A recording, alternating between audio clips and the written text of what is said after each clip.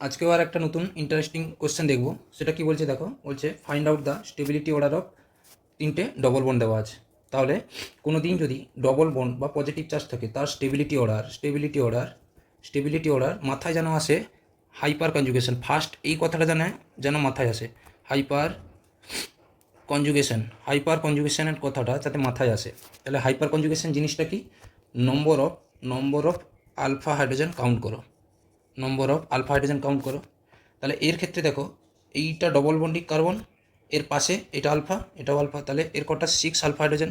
তাহলে এইটা double bonding carbon, তাহলে এটাও কত আলফা হাইড্রোজেন, তাহলে 6 আলফা হাইড্রোজেন।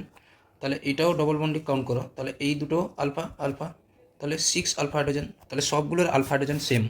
তাহলে কিভাবে আমরা বের করবো এর স্টেবিলিটি অর্ডার? তাহলে চেক করার জন্য দেখো, আচ্ছা এইটাকে বলা হবে কি, এই যে ডবল বন্ডটাকে বলা হবে ট্রান্স ডবল বন্ড, আর এইটাকে কি বলা হবে সিস। কিন্তু এইটা কি হবে বলো? আচ্ছা, ট্রান্স ডবল বন্ডের স্টেবিলিটি সিসের থেকে বেশি হয়, তাহলে সি গ্রেটার দেন বি। তাহলে এটা এখন কি হবে বলো?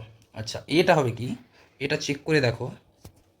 আচ্ছা এটা হচ্ছে CH2, এখানে একটা CH2 এইচকে ভেঙে দেখো, এইচকে ভেঙে দেখলে কি হবে, এই এইচটা যদি এইখানে পড়ে, এইটা কি হবে নেগেটিভ চার্জ, মানে এটা যদি হাইপার কনজুগেটেড স্ট্রাকচার দেখায় তাহলে কি দেখাবে দেখো, এইটা CH2 মাইনাস।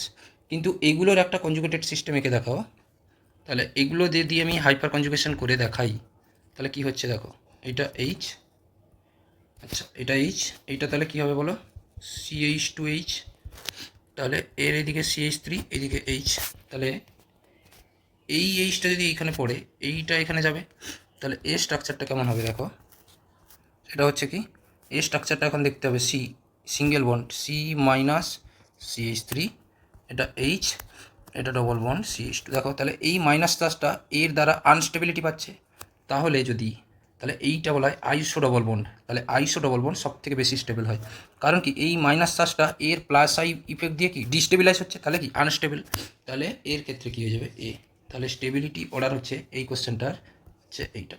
কি বুঝতে পারলে কিনা বলো? তাহলে স্টেবিলিটি অর্ডার আরেকবার ভালোভাবে লিখে দিচ্ছি, এই কোশ্চেনটার অ্যান্সার হচ্ছে A greater than C greater than B, এইটা।